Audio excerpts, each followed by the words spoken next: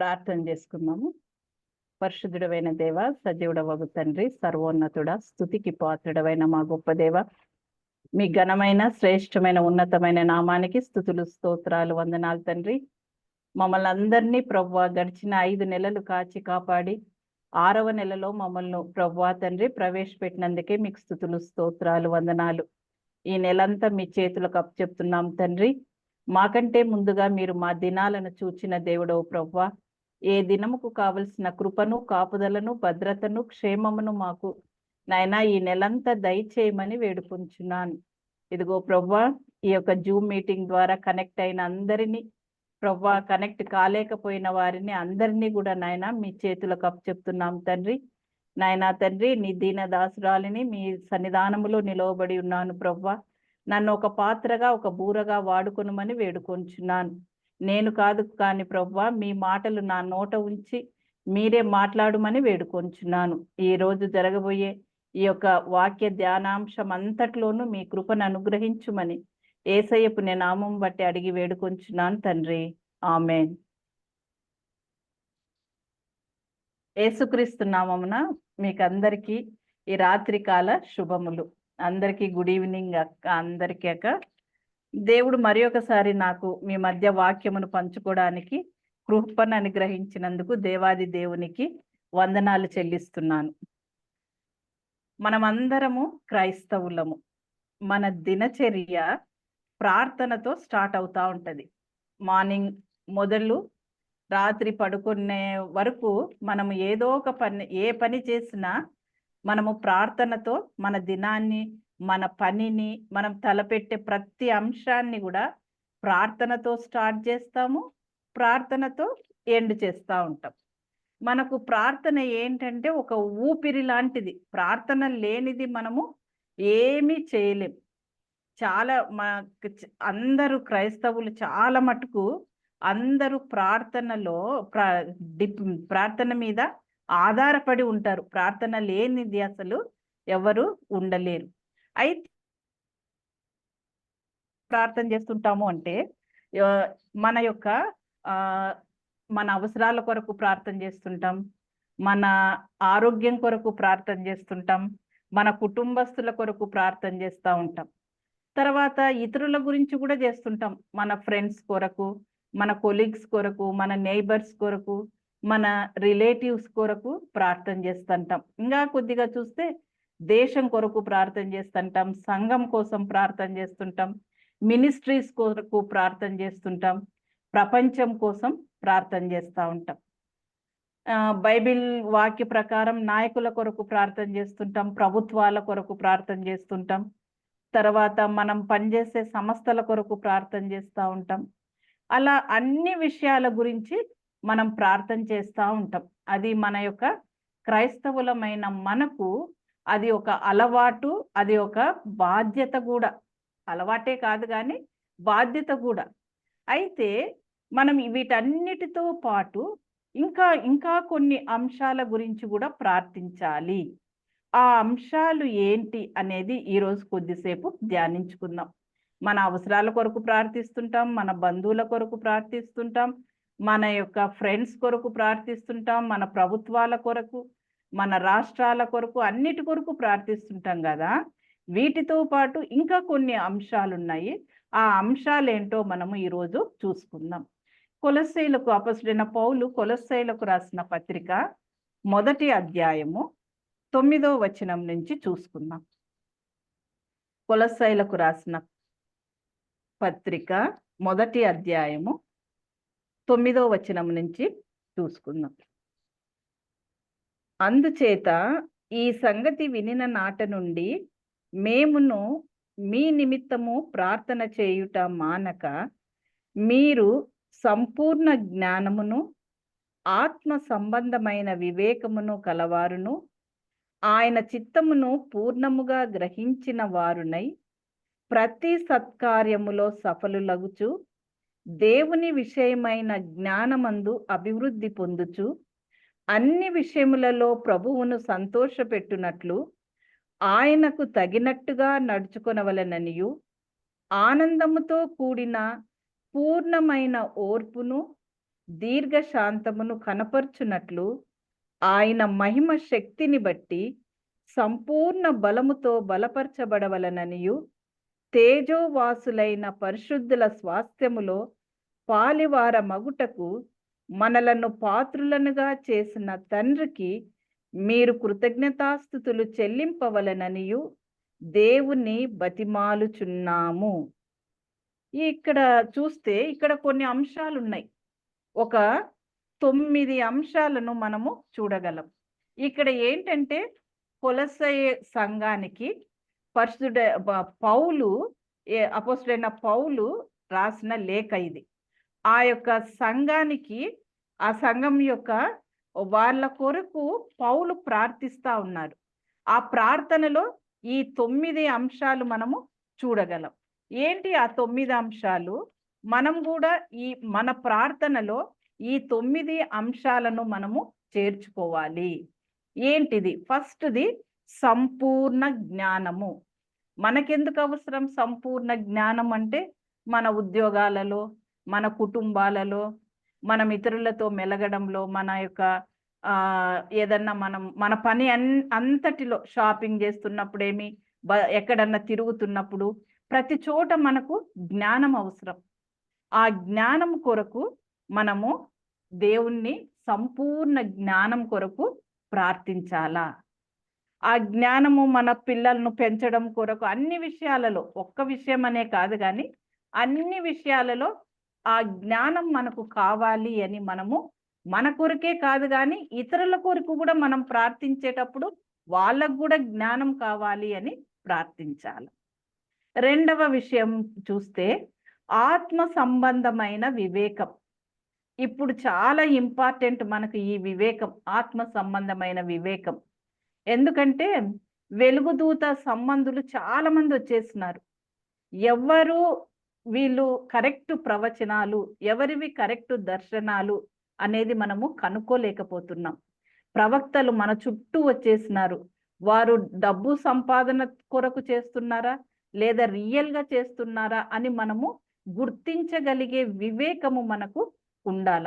అదిగో అక్కడ చూచే క్రియలు చేస్తున్నారు, స్వస్థతలు జరుగుతున్నాయని పరిగెత్తడం కాదు కానీ అవి నిజంగా దేవుని చిత్తానుసారంగా లేదా వాక్యానుసారంగా వాళ్ళు చేస్తున్నారా లేదా అనేది మనము గుర్తించగలగాల. ఆ యొక్క వివేకం కొరకు మనము ప్రార్థించాలా. ఆ వివేకం కావాలి అని మనము దేవుణ్ణి అడగాల.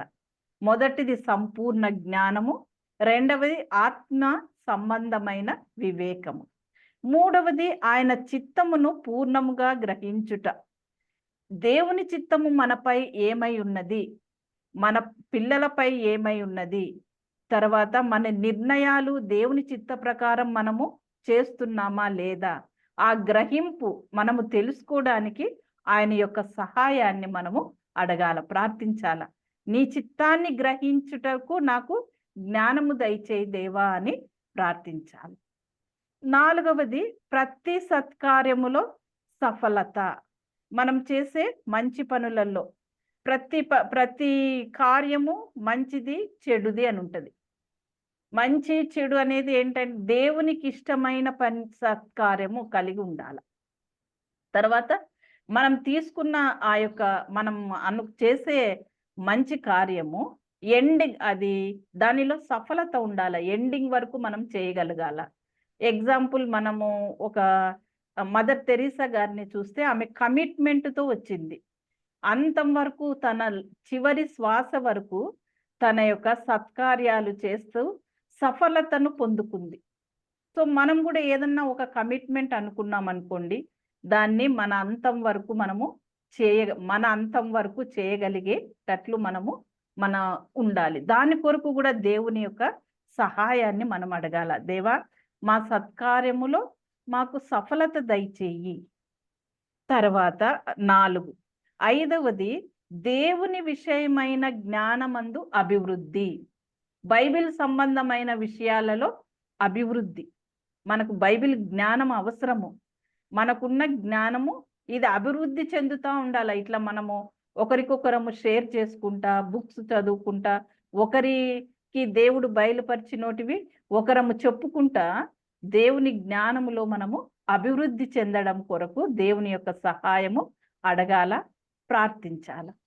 6వ విషయము చూస్తే అన్ని విషయాలలో దేవుని మనము సంతోషపెట్టునట్లు, అన్ని విషయాలలో ప్రభువును సంతోషపెట్టాల. మన మాట ద్వారా, మన వస్త్రధారణ ద్వారా, మన యొక్క ప్రవర్తన, మన యొక్క యాటిట్యూడ్, ఏదైనా మన కోపం కానీ ప్రేమ కానీ అన్ని విషయాల ద్వారా మనము దేవుణ్ణి సంతోషపెట్టాలి.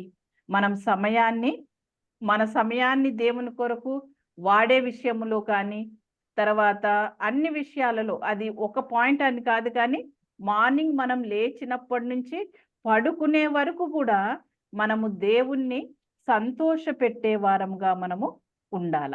మొదటిది జ్ఞానము, రెండవది ఆత్మ సంబంధమైన వివేకము, మూడవది ఆయన చిత్తమును గ్రహించుట, నాలుగవది సత్కార్యములో సఫలత, ఐదవది దేవుని విషయమైన జ్ఞానము, ఆరవది ప్రభువును సంతోషపెట్టుట, ఏడవది చూస్తే ఆయనకు తగినట్టుగా నడుచుట.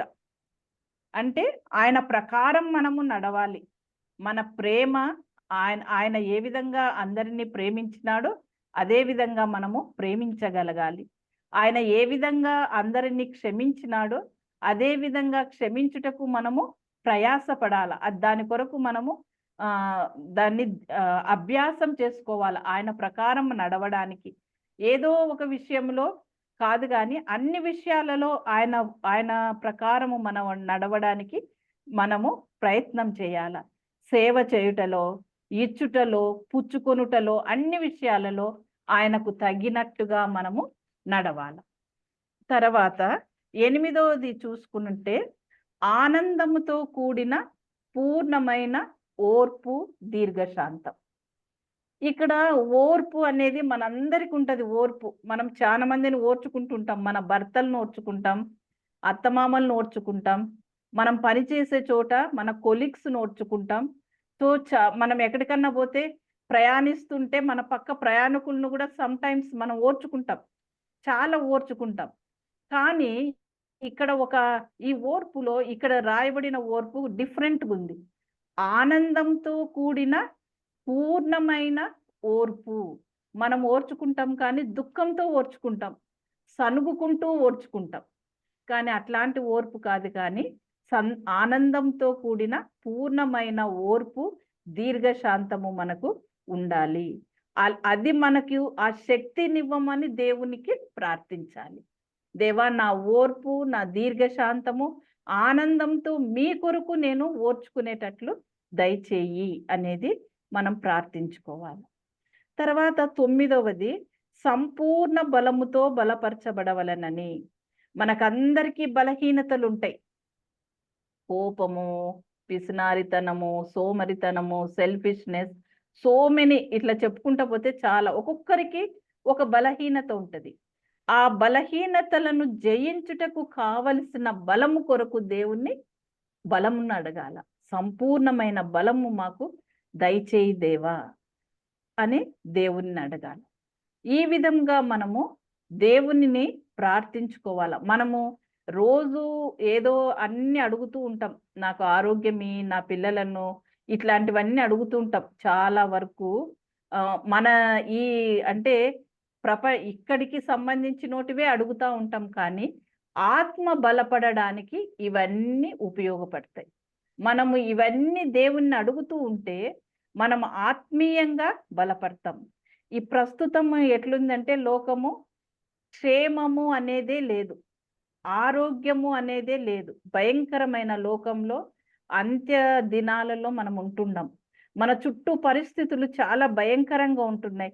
మనం పేపర్ చదివిన తర్వాత న్యూస్ చూసిన వింత వింతైనటివి, ఎప్పుడు వినని సంఘటనలు, భయంకరమైన సంఘటనలు జరుగుతూ ఉన్నాయి. ఇన్ని విషయాలు, ఇంత భయంకరమైన లోకంలో మన కుటుంబస్తులు అందరము ఉన్నాము అంటే అది దేవుని కృప. దేవుని యొక్క ప్రత్యేకమైన కృపనే, మన యొక్క గొప్పతనం కాదు. కానీ ఆయన విస్తారమైన కృప మన పట్ల ఉన్నందుకే మన చుట్టూ మనకు క్షేమము, భద్రత, కాపుదల ఉంటున్నాయి. వీటన్నిటితో పాటు మనము ఆత్మీయంగా దేవుడిచ్చిన ఆ కృపతో మనము ఆత్మీయంగా బలపడుతూ ఉండాల.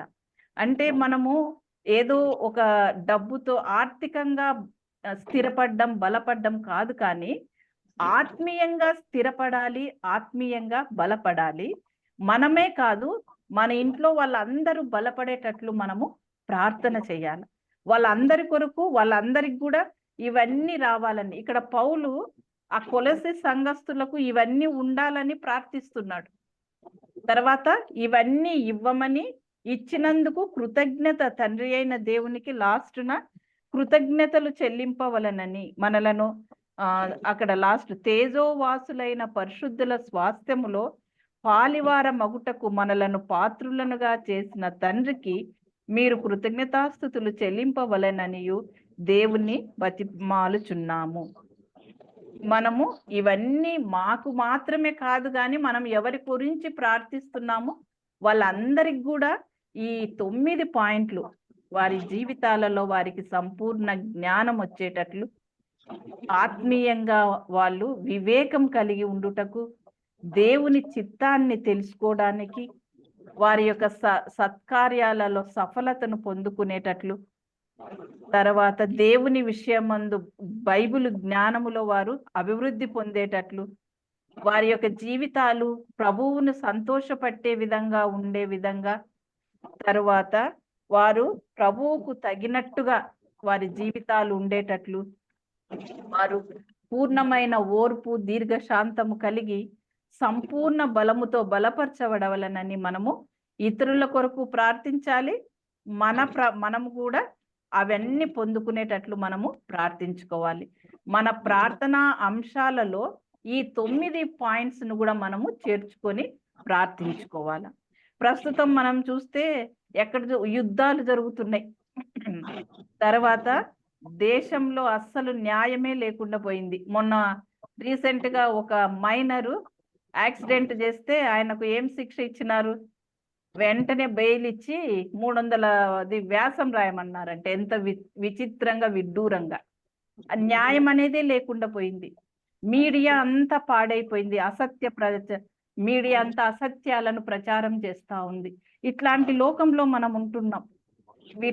ఇవన్నీ ఓర్చుకుంటూ మనము ఈ లోకంలో అసలు ఇంత అన్యాయం మన ముందర జరుగుతున్నా మనం ఏం అనలేక బతుకుతూ ఉన్నాం కదా. ఇవన్నీ ఓర్చుకుంటూ దేవునికి ప్రార్థన చేస్తూ మన వంతు మనం ఏం చేయగలము, వీటిని మనమైతే మార్చలేం, కానీ మన వంతు మనము దేశం కొరకు కానీ ప్రపంచం కొరకు కానీ ఏం చేయగలము అంటే ప్రార్థన చేయగలం.